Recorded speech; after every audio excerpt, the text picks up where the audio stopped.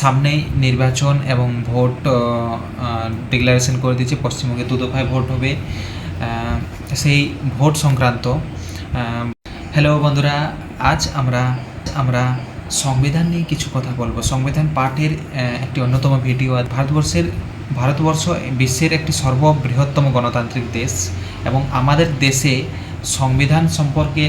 সংবিধানে নির্বাচন এবং ভোটাধিকার সম্পর্কিত কী কী বিষয় রয়েছে সেগুলো সম্পর্কে আজের এই ভিডিওটা। প্রথম, নির্বাচন কমিশন গঠন, অর্থাৎ ভারতের সংবিধানের 324 নম্বর ধারা অনুসারে একটি স্বাধীন নির্বাচন কমিশন গঠনের কথা বলা হয়েছে।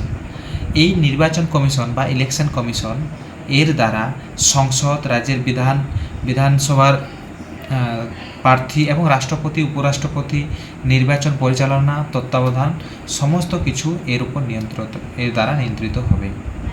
পয়েন্ট নাম্বার 2, বৈষম্যহীন ভোটার তালিকা, অর্থাৎ যেখানে বলা হয়েছে ধারা নম্বর 325 নম্বর, এই ধারা অনুযায়ী একটি সমতা নিশ্চিত করবে নির্বাচন কমিশন এবং এই ধারা অনুযায়ী ধর্ম, প্রজাতি, জাতি, লিঙ্গ, বর্ণ সব নির্বিশেষে সমস্ত ভারতীয়কে ভোটার তালিকা থেকে কোনোভাবেই এই সমস্ত ভিত্তিতে বাদ দেওয়া যাবে না। সবার জন্য একটি সাধারণ নির্বাচন তালিকা থাকবে। পয়েন্ট নাম্বার 3, প্রাপ্তবয়স্ক ভোটাধিকার। আর আমাদের ভোট দেওয়ার অধিকারের কথা বলা হয়েছে, যেখানে প্রাপ্তবয়স্ক ভোটাধিকার ধারা নম্বর 326। এই ধারায় আমাদের সার্বজনীন প্রাপ্তবয়স্ক ভোটাধিকার বা ইউনিভার্সাল অ্যাডাল্ট সাফ্রেজ প্রদান করে। অর্থাৎ এর অর্থ হলো যে কোনো ভারতীয় নাগরিক যার কমপক্ষে 18 বছর বয়স তিনি লোকসভা ও বিধানসভা নির্বাচনে ভোট দেওয়ার পূর্ণ অধিকারী হবেন। ভোটাধিকারের বয়স হ্রাস করা হয়েছে। ভারতের সংবিধানে ভোটাধিকার প্রাপ্তির ন্যূনতম বয়স আগে ছিল 21 বছর এবং তা কমিয়ে 18 বছর করা হয়েছে। এটি পরিবর্তনটি 61তম সংবিধান সংশোধনের মাধ্যমে আনা হয়েছে এবং এটি তৎকালীন প্রধানমন্ত্রী রাজীব গান্ধীর সময়কালে কার্যকর করা হয়েছিল। নির্বাচন কমিশনের গঠন ও দায়িত্ব। বর্তমানে ভারতের যে নির্বাচন কমিশনে মোট 3 জন সদস্য রয়েছে, ঠিক আছে, একজন মুখ্য নির্বাচন কমিশনার এবং বাকি 2 জন অন্যান্যরা।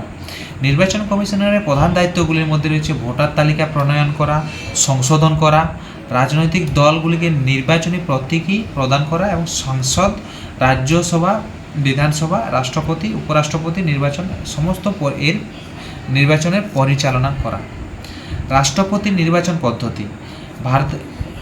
এবার জানি রাষ্ট্রপতি কিভাবে নির্বাচন করা হয়। ভারতবর্ষের যে রাষ্ট্রপতি তিনি সরাসরি জনগণের ভোটের দ্বারা নির্বাচিত হন না, বরং পরোক্ষভাবে বা ইলেকটোরাল কলেজ বা নির্বাচনী মণ্ডলীর মাধ্যমে যারা নির্বাচিত হয়ে থাকেন, বিধায়ক, সাংসদ, তাদের মাধ্যমে নির্বাচিত হয়। রাষ্ট্রপতি নির্বাচনের এই বিশেষ পদ্ধতিকে বলা হয় একক হস্তান্তরযোগ্য ভোটের মাধ্যমে সমানুপাতিক প্রতিদ্বন্দ্বী, অর্থাৎ proportional representation by means of single transferable vote.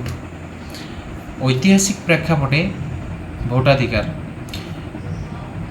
সংবিধান রচনার জন্য যে গণপরিষদ গঠন হয়েছিল তার সদস্যরা সাধারণ জনতা দ্বারা সরাসরি নির্বাচিত হননি, বরং প্রাদেশিক আইনসভার সদস্যদের দ্বারা নির্বাচিত হয়েছিল। সেই সময়কার ভারতবর্ষে সার্বজনীন ভোটাধিকার ছিল না, মাত্র 14% ভারতবাসীর ভোট দেওয়ার অধিকার ছিল।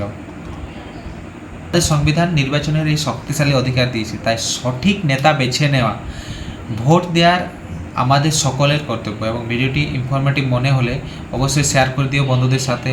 আর একজন সচেতন নাগরিক হিসাবে নিজের ভোটাধিকার প্রয়োগ করুন। ধন্যবাদ।